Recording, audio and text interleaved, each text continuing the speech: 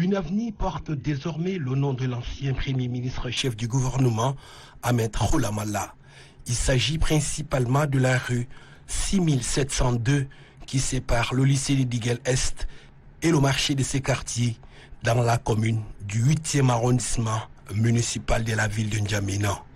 La cérémonie de baptême de cette rue a drainé un nombre important d'invités, parmi lesquels sa famille biologique, parents, amis et quelques membres du gouvernement.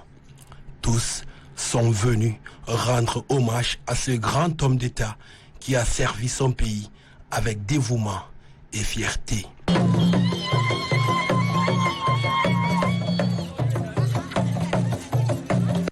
Et c'est Ibangolo Maïna Abel, conseiller chargé des missions du Premier ministre de transition, qui dévoile le contenu de la décision relative au baptême de cette rue au nom de l'ancien Premier ministre Ahmed Khoulamalla. Arrêté numéro 248 bar CVNDJ bar SG bar 2022 portant baptême d'une avenue à la commune de la ville de N'Djamena. Le maire de la ville de N'Djamena arrête. Article 1. La rue 6702 au quartier d'Iguel dans la commune du 8e arrondissement est baptisée avenue Ahmed Khoulamalla. Article 2. Le présent arrêté qui prend effet pour compter de la date de sa signature sera enregistré et publié partout où besoin sera. Ali Haroun, maire de la ville de N'Djamena.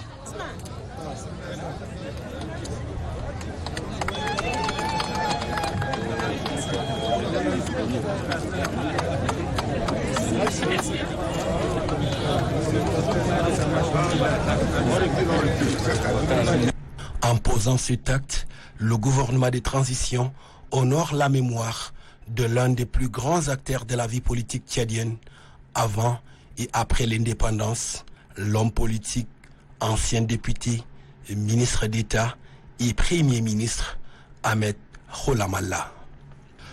Une reconnaissance de la nation tchadienne pour immortaliser la mémoire de ce grand serviteur d'État qui s'est démarqué par ses engagements et actes patriotiques.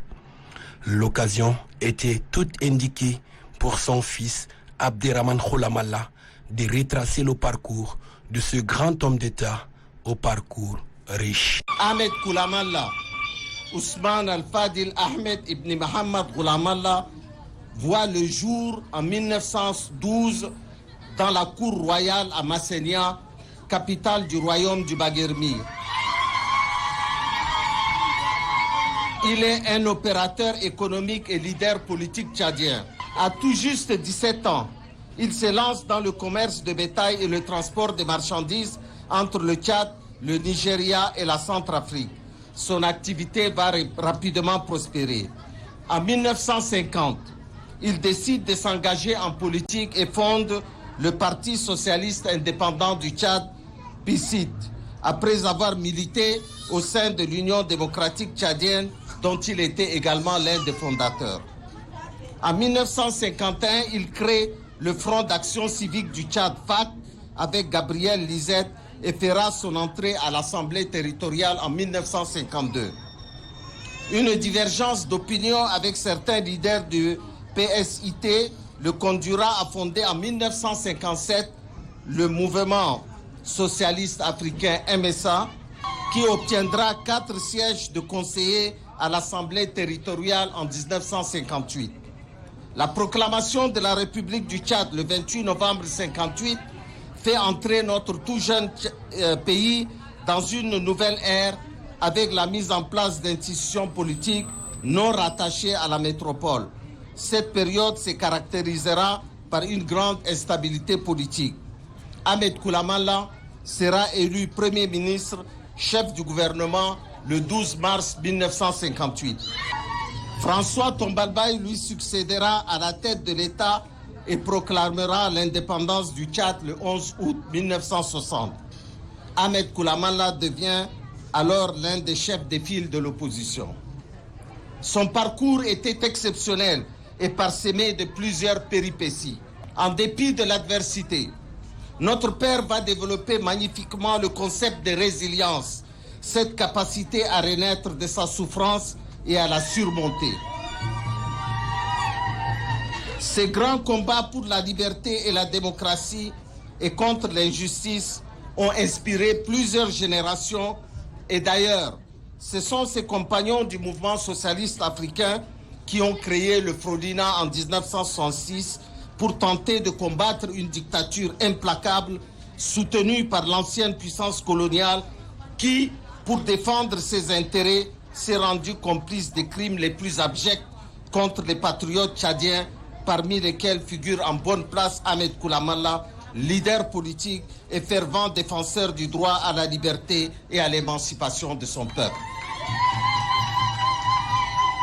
Homme déterminé, combattant pour l'honneur de son pays, injustement arrêté et endurant brimades et tortures, baladé de prison en prison dans diverses villes du Tchad, homme aguerri, il traversa toutes ces épreuves dégradantes et inhumaines grâce à sa volonté farouche, à son envie de dignité, à sa foi inébranlable en Dieu Tout-Puissant, avec comme compagnon son Coran qui ne le quitta jamais. Serein et apaisé, il continua après sa libération à dénoncer toutes les dérives dictatoriales des régimes qui se sont succédés jusqu'à sa mort.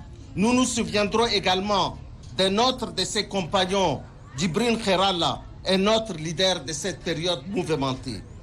Dès lors, comment rendre un hommage mérité à Koulamalla sans que sa famille ait une pensée affective pour tous ses compagnons disparus et qui étaient aussi nos pères? Comment évoquer l'histoire et la vie d'Ahmed Koulamalla sans évoquer aussi l'histoire de la dictature et de la répression des années d'indépendance où le processus démocratique naissant sous la colonisation a été brutalement interrompu par le régime politique qui a présidé la destinée du Tchad jusqu'au coup d'État militaire de 1975. Dès lors, notre pays n'a vécu que des cycles de dictature, d'instabilité suivis de répression. Ce combat pour la liberté a été incarné par des hommes qui ont tracé par leur sacrifice la voie qui nous conduit aujourd'hui au pluralisme politique que nous connaissons. Pour Abderrahmane Koulamalla, la grande famille Koulamalla et la communauté bagrimienne sont honorés par ce geste. Pour nous, membres de la famille de l'illustre personnage, la célébration de cet événement est un moment important et qui honore la mémoire d'un homme qui a dévoué sa vie à son pays et à son peuple. Ce moment est non seulement important et symbolique pour notre famille, mais aussi pour beaucoup d'hommes et de femmes, compagnons de lutte ou simples amis de cet illustre serviteur de l'État que fut le président Koulamalla. Son nom restera attaché au combat qu'il a mené toute sa vie contre la dictature et le despotisme le plus obscur que notre pays a connu au lendemain des indépendances.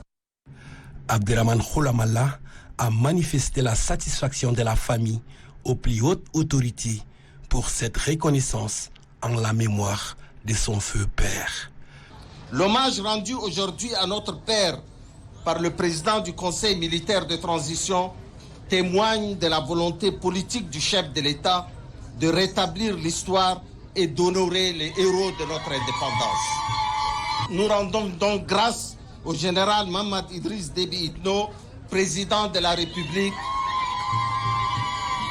pour s'être investi lui-même dans le choix de cette avenue en mémoire à ce vaillant homme et au nom de nos familles, je voudrais le remercier chaleureusement pour ce geste patriotique et fraternel.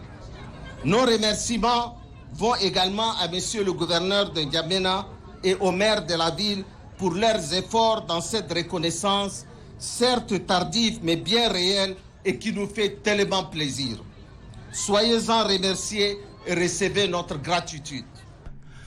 Tous ceux qui ont effectué le déplacement pour prendre part à cette cérémonie ne sont pas aussi oubliés. Abderrahmane Koulamalla leur a dit merci pour leur présence à leur côté. Merci à la grande famille Gaourang et à toute la communauté baguirmienne, nombreuse ce matin et toujours en première ligne quand il s'agit d'évoquer le nom de Koulamalla. quand il s'agit d'évoquer le nom de Koulamala, digne fils du pays baguermien. Merci à la grande communauté soudanaise et djallaba du Tchad.